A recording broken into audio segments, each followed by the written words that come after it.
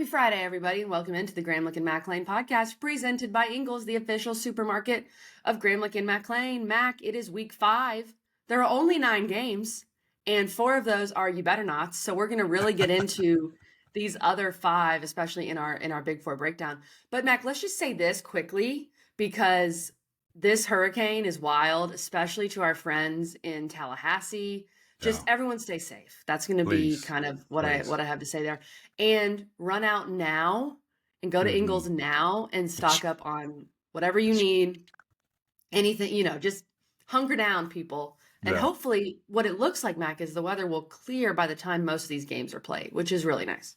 Right. Yeah. And again, prayers for everybody. Please stay safe. I know it's crazy times and a lot of people probably really worried. I know. For good reason. So hopefully everybody's safe. Please be smart. Do your thing. And yeah, you're right, KG. Load it up, because if you go after, you're going to be out of luck. So it'll be interesting to see their big weekend in regards to meaningful games, but a small weekend in regards to amount of games. This is great for us. We feel like we got a bit of a bye week here for us, which is always a lot of fun. So excited to jump in these games. We are all over the place. Quickly, let's get to a message from our friends at Ingles.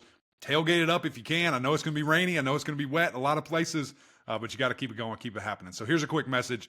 Let's jump into these games. Did you know Ingles only sells USDA Choice and Prime cuts of meat? Maybe it's time to reward yourself. Our butchers cut all our meat fresh in the store every day. Grass-fed, organic, you name it. Not only that, we'll even cut it to order just the way you like it. And we grind meat fresh in the store multiple times a day. It's all in the bag. That's the best meat in town for the best folks in town. Ingles, low prices, love the savings. All right, Mac, let's get into these games. Let's start with our Big 4 breakdown, and let's start with the game tonight. Miami and Virginia Tech. Virginia Tech travels to Miami, number 7 Miami. The Canes are 19.5-point favorite, 7:30 p.m. on ESPN tonight. The only game on, going to be a massive showdown and a massive showcase for Miami. Mac, I have to shout out Miami fans. Y'all crazy. Come Y'all on. crazy. And we love it. The Restrepo episode, the full Virginia Tech Miami preview, if you missed it, we put it out Tuesday night, Wednesday, and you guys have just eaten that thing up. So we appreciate it so much. Send it to more of your crazy Miami friends, you crazy Miami people.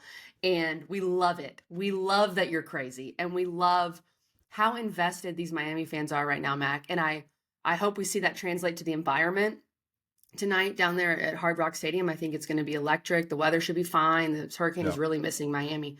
So I'm just super pumped for this game tonight. I am too. I cannot wait to see it. It's going to be just, I think a coming out party, if it's not already, that the Canes are rolling. And again, that standalone piece I think is really important. And so, just to see that, for everyone else to kind of see what we've been viewing and witnessing, especially with the Cam Ward show. And, if you missed it Wednesday, as KG just alluded to, go back, listen to it. Xavier Restrepo tells us about this moment, which you probably saw it on Instagram as well, where Cam Ward is dancing around, scrambling around, and gets tackled. Now his knee goes down, but when we watched it live, it didn't look like his knee went down, and it looked like he got the ball out. This dude is a magician, and he's out there wowing his teammates every play. And so he's so good, Kelly. It's so fun to watch, and this is going to be, again, that standalone kind of game where, let's see what happens. So we told you guys about the line. I hope you got into it when we told you it's up to 19.5. Might move again. It's up from 16.5 when it opened. This game is getting out of hand in a hurry out west in Vegas. So we'll see what it does on the field. Yeah, Mac, that's a pretty high number. And there are quite a few reasons where, honestly, I'm leaning for Miami to cover, even though we've seen this the last couple weeks, and a few of them were ACC games. The Syracuse-Stanford game, I think it was SMU-BYU was also Friday. The road dog seems to do crazy things in these Friday night games. So that is something to be said there. But Mac, you bring up Cam Ward. Cam Ward is the first ACC quarterback with at least 300 yards passing and 3+ touchdowns in his first 4 games to start a season over the last 25 years. That's from intern Nick. And from what I've noticed, a lot of times when ESPN does these stats, when they say last 25 years, they only say that because that's really when they start. That's as far as their database goes. Right. So it really could be ever. We're not sure. So, I mean, he's off to just an absurd start. And Mac, the reason why I'm leaning Miami minus 19.5, the reason why I and we'll talk some Virginia Tech, you sweet, sweet Hokie fans. We'll talk to some, but it just feels like this game is all about Miami and the confidence this offense has. The other piece of it too is Virginia Tech is 16 out of 17 ACC teams in rushing defense. They're allowing over 180 rushing yards per game. Yeah. They've played some teams that like to run the ball, but they've also played some group of fives, so that worries me as well for Virginia Tech, and I think it's another positive for Miami. Yeah, it really is. And again, will be interesting to see who runs out there for the offensive line. We saw Ness Cooper back for Miami, which is great. Would love to see Jalen Rivers out there and playing.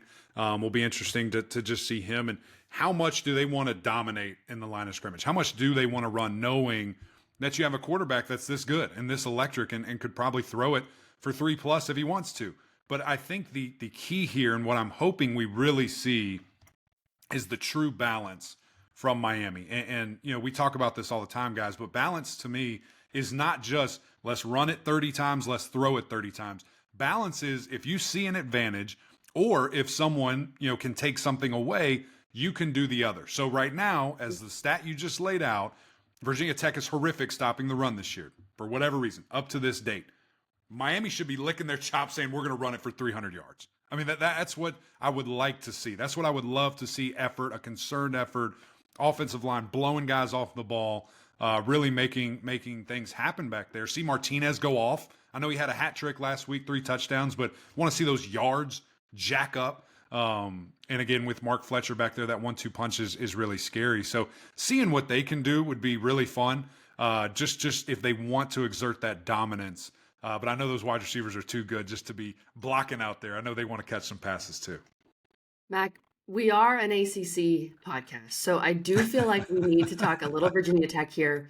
And this is another great stat from intern Nick. Virginia Tech is 1-6 straight up all time as a double-digit underdog against Miami. All right, so when they're a double-digit dog, they're only 1-6. However, they're 4-2-1 against the spread. So that is very interesting. This is a big number, 19.5, could get even bigger, I guess, by kickoff.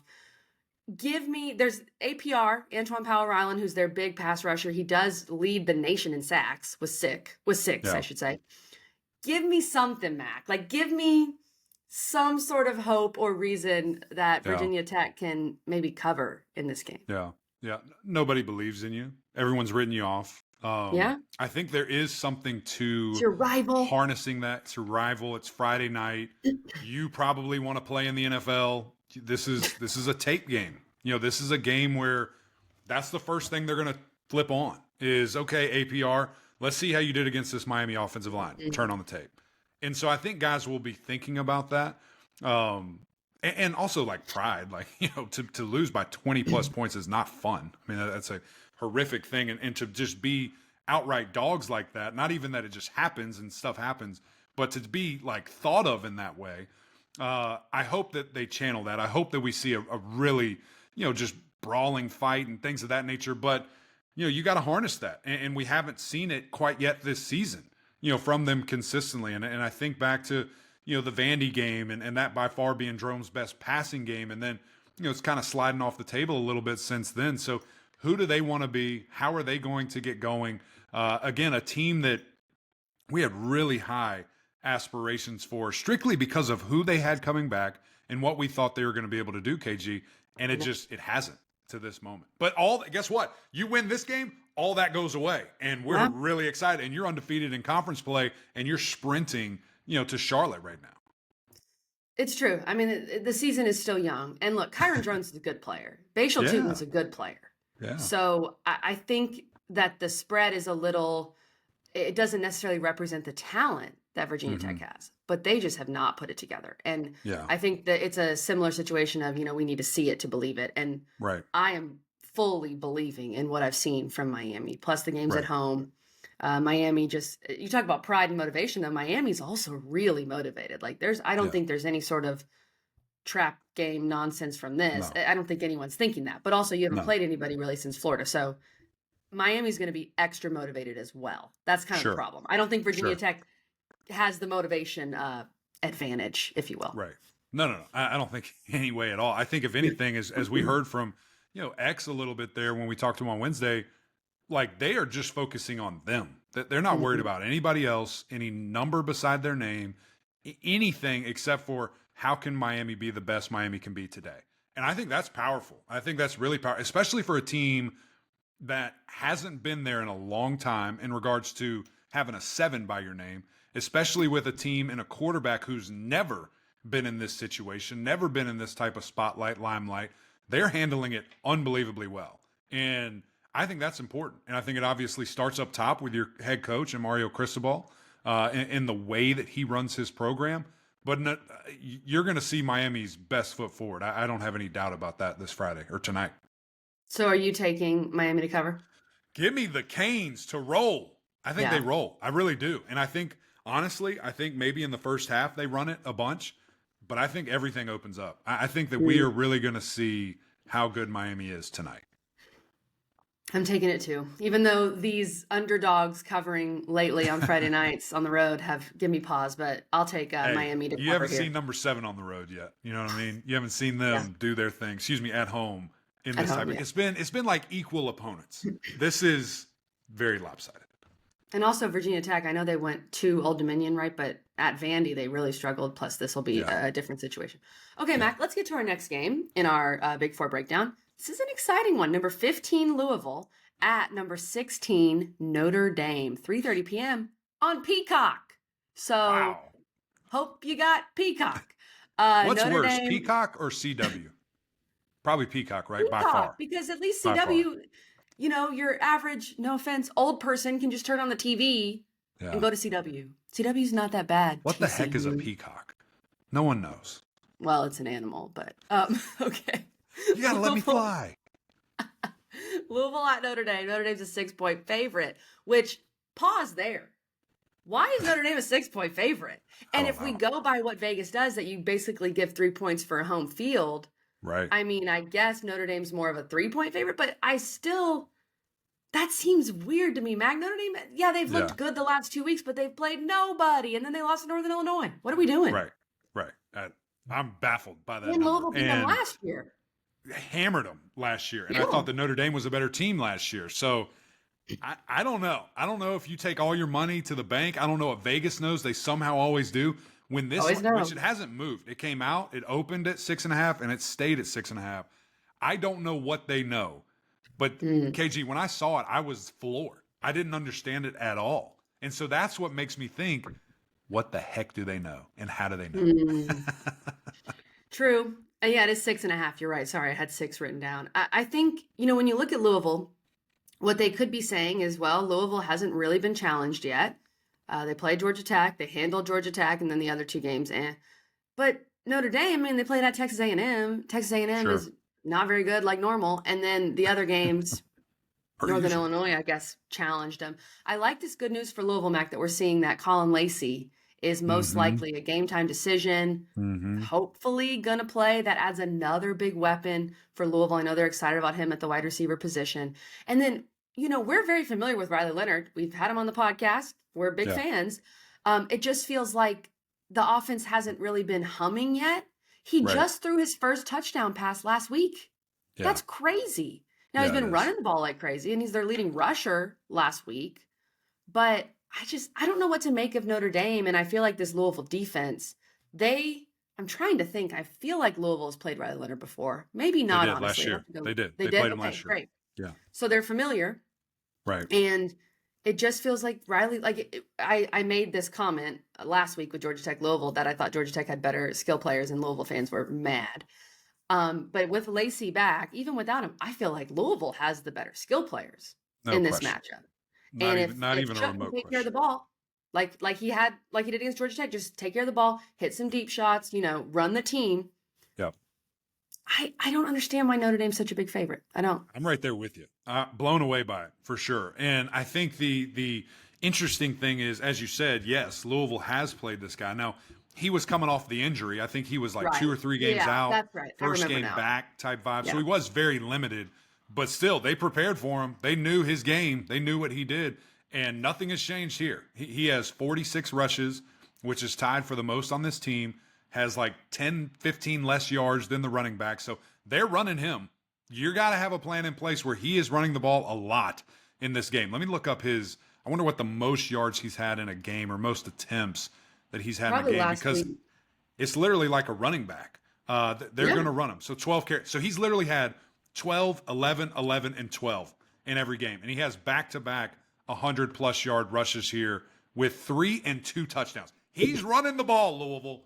You better have a plan in place because he's going to do that. And it's very effective. I'm not saying that at all. This dude is a monster athlete, great quarterback, great leader, has got it going on. But as you mentioned, the passing game hasn't quite clicked like maybe someone wants. Now, he's been accurate, 63%, but he's only averaging about 5 yards attempt, his first touchdown, so they're not pushing it downfield. So, Louisville, how can we keep everything in front of us, rally, and you've got to have a spy at minimum, or try to keep everybody contained? I would love to see Ashton Gelati have his welcome back party, his breakout party. He's had, a good season, but hasn't done anything to jump off the screen.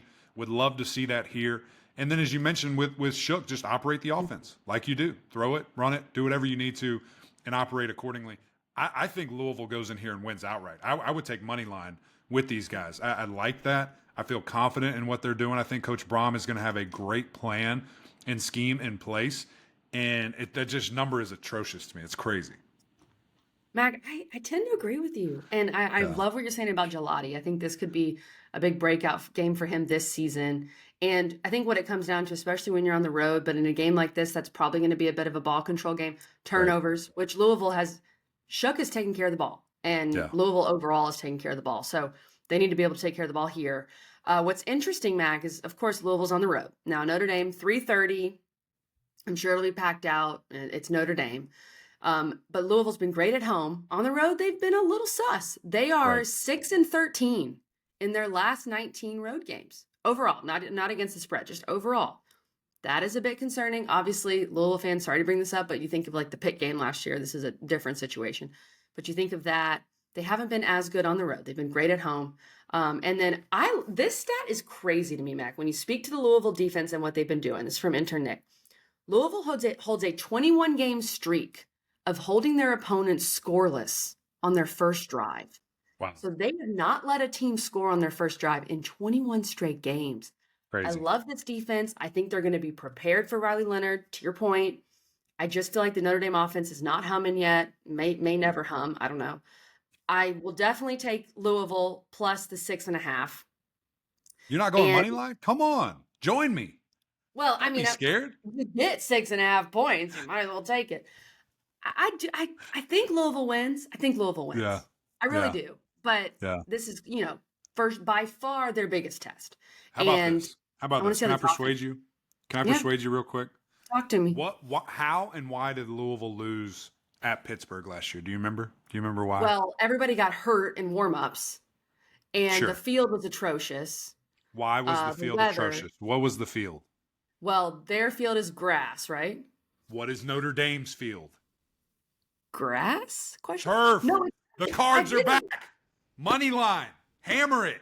It is turf. You're right. Because okay, humble brag. I got a tour of all of Notre Dame and Notre Dame's football facilities with Coach Muffet McGraw, the legend. So I do remember it is turf. You're right, Matt. Did you see 3-point Jesus? Oh, yeah. I saw everything. Not touchdown. 3-pointers. I touched the sign.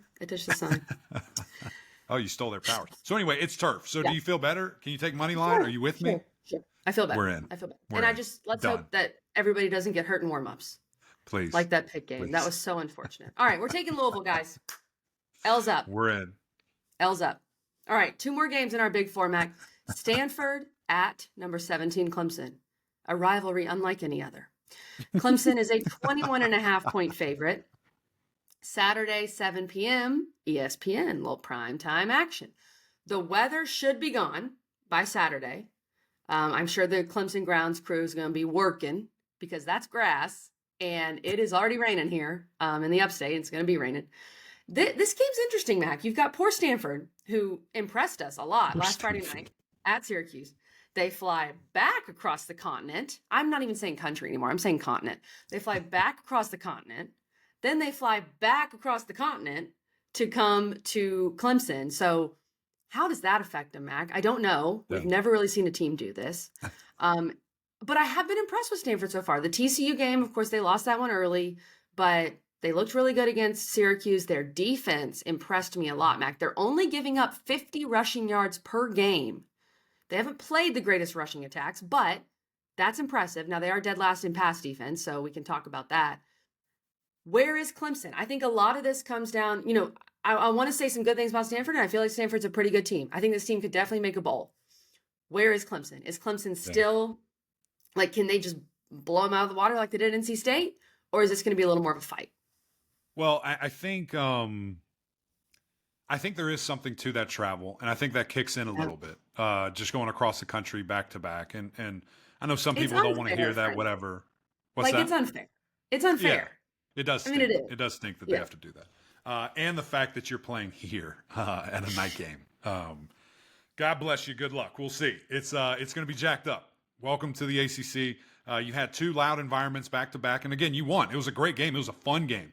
An emotional game, but this is a little bit of a different animal when you walk in here, and it's good for them. I mean, it's exciting. Welcome to the league. You got to play the best of the best. You did in the Pac-12. You saw all those different environments and things that you had to deal with out here, and this is going to be the same thing. I do, and again, I guess we do need more of a sample size. Like, it's so easy to jump back right in, right? Yeah. With Clemson. I mean, we've talked about it for years about how good this team was and the things that they would just do.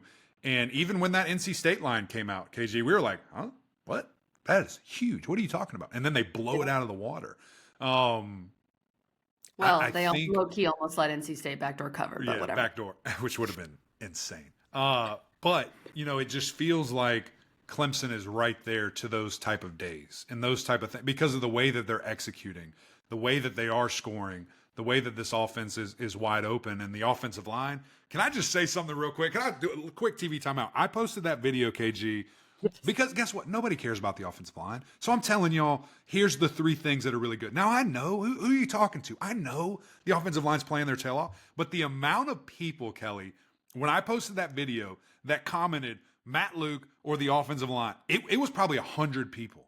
And I was so excited to see that because y'all know what you're talking about. My heart was full. It still is full. The offensive line's been playing out of their mind. So I think all of those things kind of coming together are really the reason these last 2 games that you've seen it. And obviously we would have loved to see it in game 1 in Georgia, but best team in the country at the time, and the things that they're doing, they found their way, and excited to see it, and can't wait. And hopefully we get to see something of that magnitude, down the road. The piece that I need to see is this defense to play for 60 minutes. We have not seen that. We've seen 3 really good halves of football, and then the wheels fall off. And literally, the wheels fall off. And so you've got to play a complete game. Obviously, the things that, Ashton Daniels is going to do as a running quarterback, can throw it, get out in space, get it to Alec Aomanor. Like, you've got to pay attention, to all of that. And you have to play sound defense. And just, can you play inspired ball for 60 minutes and take care of business? But with all that said, I have no worries about Clemson in this game. I think that they continue to flex their muscles and show people that, that this isn't, the Clemson of the last 3 years. Mac, I love that your main advice for the Clemson defense is pay attention, because just literally pay attention. Just pay attention. That's kind of what it's felt like, especially the second and third units. I know that a lot of guys have gotten a lot of playing time once the games have been out of hand, but I'm going to still say I think the Clemson defense remains a bit sus, okay? And we need to see it against this team where their offense has looked pretty good. I'm excited to see how the defense can look against this team. And Mac, Clemson is tied for last in the ACC with only 4 sacks on the season. They haven't really wreaked havoc. Only 4. Now, Ashton Daniels, of course, he's mobile. They're going to use him in the running game as well. But let's see if this Clemson defense can step up a little bit in this game, an offense that looked pretty good against Syracuse. And look, Alec Aomanor is a baller. He's a big monster. Wide receiver for Stanford. Yeah. So those corners are going to have to be ready, because that guy can flat out play. That OBJ catch at Syracuse was ridiculous. So, and he's a big guy. He's huge. It's kind of like, honestly, when you played Wake Forest a couple of years ago, and they just had those basketball players out there. And which, by the way, Clemson got housed by them. They won the game, but I mean, that was a crazy looking, just attack, because there was nothing that, they could really do. So, really, when you look at Stanford, they have 2 guys that you have to pay attention to that have, 19 and 17 catches, then it falls off. Then it plummets down to single digits. So know where those guys are. Understand, pay attention, do your job, and you'll be fine. You'll be fine. Mac, before we leave this game, what's the key for Stanford? Again, we're an ACC podcast, and Stanford, one of us. Now, I think, if you can force some turnovers, which Clemson's been really good taking care of the ball, and that's obviously was an issue last year. But it really, I think, comes down to the Stanford offense. Can you run it a bit on this team? Can that be an issue? And I think, too, Clemson, Mac, correct me if I'm wrong, because you played, but like the last 2 games, Clemson's gotten off to such a quick start. It's like the second half hasn't really mattered. Right. If Stanford can make this much more of a 4-quarter game, I think that will challenge Clemson a bit, because they haven't had to play and really, like you said, focus in the 4th quarter all season because Georgia was over. So that's something to keep in mind. Sorry. That was harsh. It is. But it's true. You're like on total opposite ends of no focus. There's been the 4th quarter hasn't mattered. There has not been a competitive 4th quarter. You're right. Mm-hmm. And that's a big deal. That's something that eventually will happen, you hope, or maybe. And you've got to be ready for it. I think on the Stanford side, though, like Ashton is the key. Your quarterback is the key. How can he move around? Historically, moving and active quarterbacks have hurt Clemson, especially when it's not like a traditional triple option, like a guy that can just get loose, break, contain, and see you later. You're in man coverage or guys are downfield and this guy's just running, with all the kinds of daylight in front of him. So that'll be important, for sure. Again, Ashton is their leading rusher. Things that you just have to look at and just make sure you're doing your job. Like everybody has a role, do your job and make it happen. So that's what I would try to do. And then, kind of similar if you can. I mean, again, I think this Clemson defense is good. They just haven't been good for 60 minutes. Can you play keep away? Like, are you able to establish drives, slow down the game, make it frustrating? Again, a Clemson team, as you mentioned, scoring very quickly, getting out, running, scoring. Like, if you don't give them reps, if you don't give them the opportunity for that, can you hold on to the ball? But that's hard to do. It really is. And it's not what you typically do. So we'll see. And honestly, you can get the fans frustrated too, which is really interesting when you can kind of change and kind of take the life away out of that environment.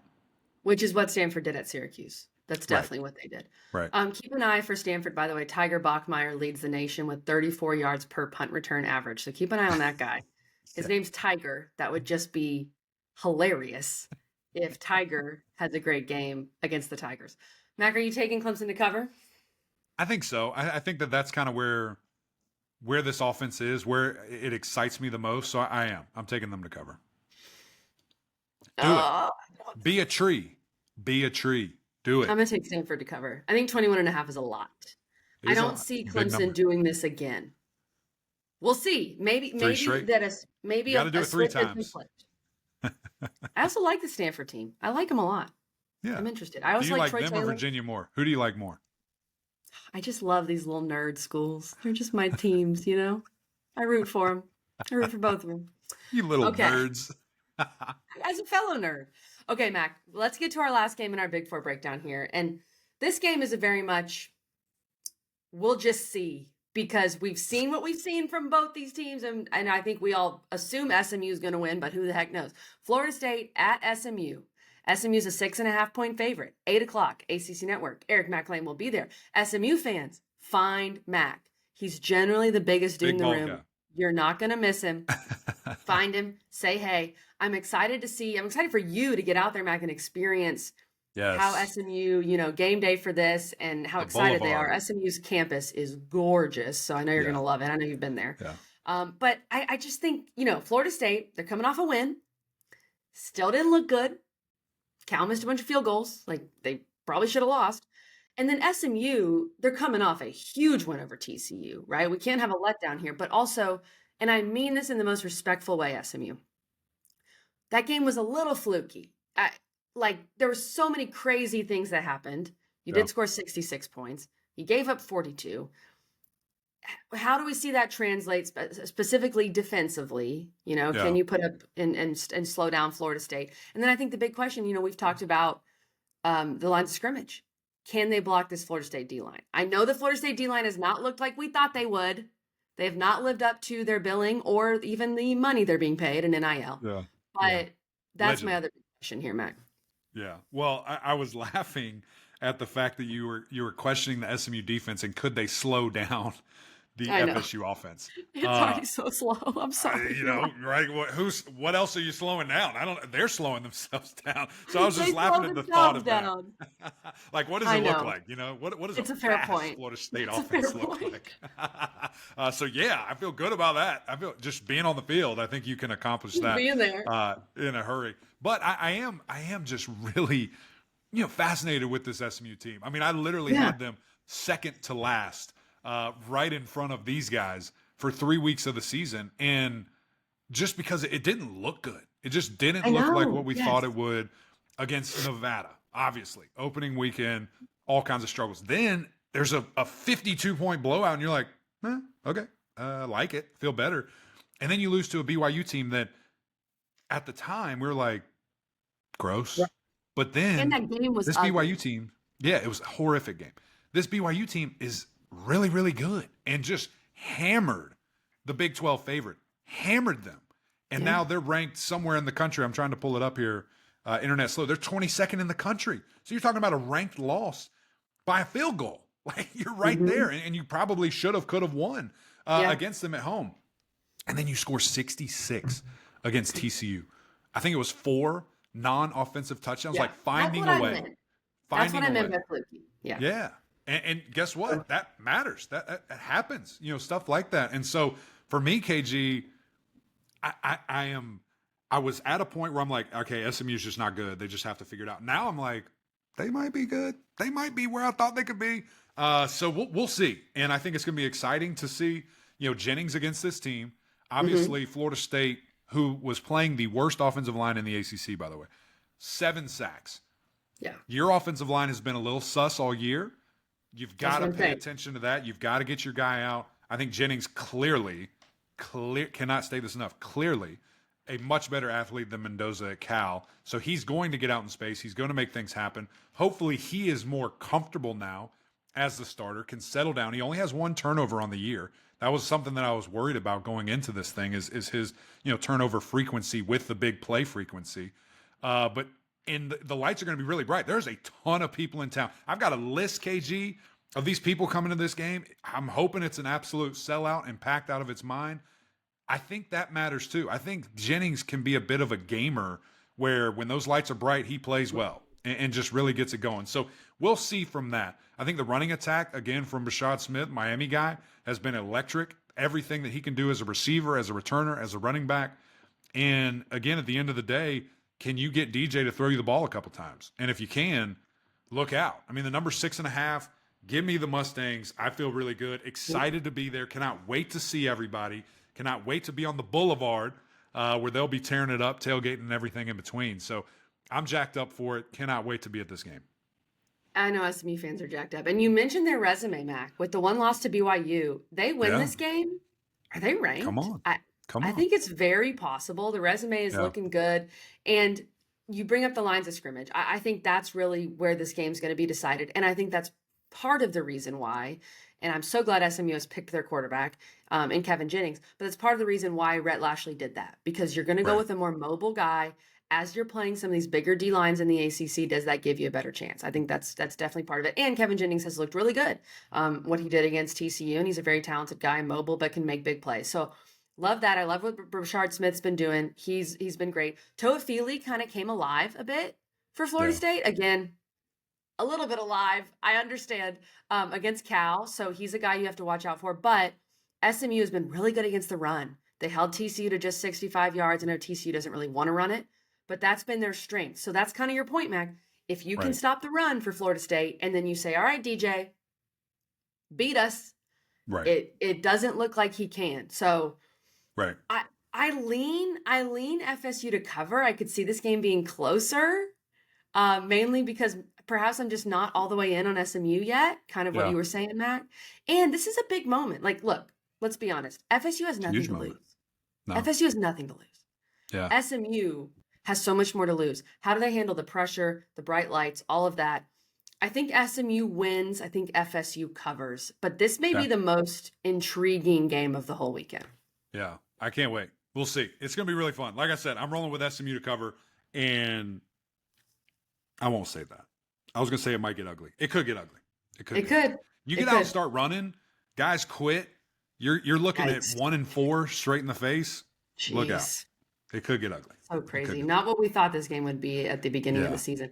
Mac, let's get to Underdog Fantasy before we get to our You Betta Not. Can we make some picks? Let's go. Yes. Come Let's on. go. Underdog Fantasy, the easiest place to play fantasy sports. We love this app. It is so much fun. Get on the train. If you haven't already, use our code GMPOD for up to $1,000 in bonus cash money. And Mac, I lost for the first time in like 3 weeks last week. So I need to get back on the train. I'm so sorry. I'm going to go ahead and give you my picks here. All right. We're going to get to this game. I have Omarion Hampton scoring a touchdown. Come on. Omarion Hampton is going to score against Duke. I know this Duke defense is really good. Maybe they keep him out. He's going to score. He's going to score higher than 0.5 rushing or receiving touchdowns for Omarion Hampton for North Carolina. I have Antonio Williams higher than 46.5 receiving yards. I got burned by using just touchdown picks last week, so I'm going to take Antonio Williams over that number, higher than that number. And then I like Brashard Smith from SMU, Stang fans, to score a touchdown, higher than 0.5 receiving or rushing touchdowns. Yeah. Those are my picks this week, Mac. What are yours? I like that. I think that's a grand slam. I think you just went 3 for 3 and are going to have a lot of money. I have taken KG's advice. Now I still put in 9 picks, but I broke them up. I did 3 sets of 3.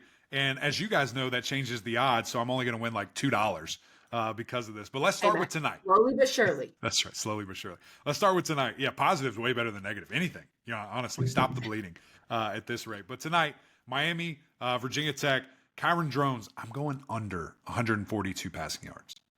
A little risky. Don't feel great about it. But I think that's going to be the type of game it is. I'm also going Cam Ward lower than 315 passing yards. I don't think he needs to pass it. I don't think he's going to pass it. So I'm going there. Damian Martinez over 58.5, higher than 58.5 there. So that's the way I think the game's going.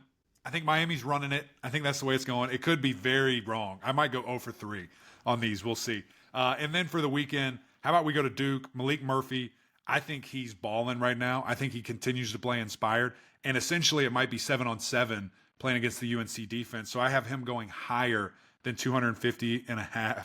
I think he does that easily. Phil Maffa, I'm doubting you again. I'm going under 100 or lower than 106.5. I think they're going to throw it a lot. 106.5, going lower than that. And then Riley Leonard. I snuck Riley Leonard into this game because I love him. 53.5 rushing yards. I think he's higher than that. I think he's above it. And he makes it happen. I have one more pick. You'll have to go to social media, check that out. Like I said, I have 9. I gave you 6. You'll have to come back for more later. I love the tease, Mac. I love it. Okay, let's get to our You Betta Nots. And I put Duke in this. That's so disrespectful. Okay. Did you? Here's our You Betta Nots. Basically, I'm saying, Duke, you better not lose to North Carolina. Hold on. Time out real quick. Yeah. I don't know if you should put them in this. It's 2.5. Brian Ives looked me dead in my face and said, I know how this game's going to go. UNC is going to kill these dudes. I've been in this rivalry. I know we're at an all-time low, but we're going to beat Duke. So I'm just going to tell you all that. Now you can go. You can put them in it. You can not put them in it. Whatever you want to do. Go ahead. Mac, let me say it this way. I am saying that Duke better not lose to a team that just gave up 70 points to a group of 5 school. What was their mascot? What was the mascot of that team? The Dukes. The Dukes. Okay, so they're only playing one Duke this time. Maybe they have a better chance. Maybe that helps. It's not Duke is a plural 2.5 point favorite. That's it. 2.5 point favorite at home against North Carolina, Saturday, 4 o'clock, ESPN 2. North Carolina is in shambles, Mac. Duke wins. It's 2.5. I'm taking Duke to cover. I get what you're saying, that this rivalry is so weird and almost the team that has the most to lose loses. It's that kind of rivalry. But Duke has looked really good. Can Duke start 5-0 for the 6th time since 1940? Wow. Omarion Hampton, we know he's a monster. I have him scoring on my underdog picks. I think Duke has been too good. I don't know how UNC recovers, specifically their defense. I think Duke's going to be able to score, Mac. I don't think it's a blowout. I think it's still weirdly close and uncomfortable. Yeah. I think Duke wins. Yeah. Okay, I'm there with you. I'm right there with you. Is Northern Illinois NC State on your You Better Nots? Every other game is in my You Better Not. Perfect. I'll take this one. You better freaking not. Do not lose this game, which we've seen it. We've already seen it happen. Notre Dame, a team that is ranked very high in the country, favored against Louisville this weekend. NC State, you better not. I think you have something in that freshman quarterback. Let him figure it out. Get him going. Get the ball out. It's a noon game. Let's get it going. Make things happen. 6.5. Terrified, but I think I'm rolling with the Wolfpack. Side note, how many other programs would still be ranked after losing to Northern Illinois? It's kind of ridiculous. Okay, Boston College hosting Western Kentucky, not a trap game, per Bill O'Brien. Noon on ACC Network. BC's a 13-point favorite. I love that Bill O'Brien said that because I really think the culture he has with this team now, I do not think they're going to take this lightly. I think they're going to be motivated. BC knows they need every win they can get to keep climbing. I like BC covering here. They've got to bounce back quickly with this noon game, but give me the Eagles. I think they'll run it a good bit on this team. Yeah. So I'm not too worried about it, but I still put them in the You Better Not. Alabama beat this team 63-0. What does BC do? At least something. I mean, give me 40-10, give me something like that. Okay. I like that. All right. How about Syracuse? This is not a You Better Not. Actually, I'm not even going to mention that. Good game, Syracuse. Congratulations. Wake Forest, Louisiana. This one could get weird. Louisiana, typically a very good group of 5 team, runs the ball extremely well. Wake Forest, we haven't seen you in a little while. Excited to get you back, get going. I want to see this offense again, really explosive. Want to see them do their thing. 3.5 is crazy for a G5 team at home. You better not. Okay, I'm taking you with the points, but you better not. You better not. Mac, I think it's going to be a really fun weekend. The Big Four are exciting games, and Duke UNC is just watch it because it's going to be weird. But I'm pumped. I think it's going to be a really fun weekend. Stay safe out there, everybody. That's kind of our final message. Please stay safe. Yeah. Enjoy these games, and we'll be back on Monday with a full breakdown back. We'll be here. Can't wait. As she said, everyone, please be safe, be smart, pay attention, watch the news, do all your thing, and we'll see you Monday. Cannot wait. It's going to be a fun weekend, loaded weekend, some impactful stuff. Can't wait to break it all down on Monday and recap this and keep sprinting. We are running straight through this thing. Week 5, crazy to think. We're right here. Appreciate you guys always. Go over to YouTube, subscribe. Miami fans, again, shout out for hanging out, showing out, doing your thing. We absolutely love it. Everyone else, get to this party. Let's get going in a hurry here. Jump in the comments, subscribe to the channel. We would greatly appreciate that. But until next time, we'll see y'all.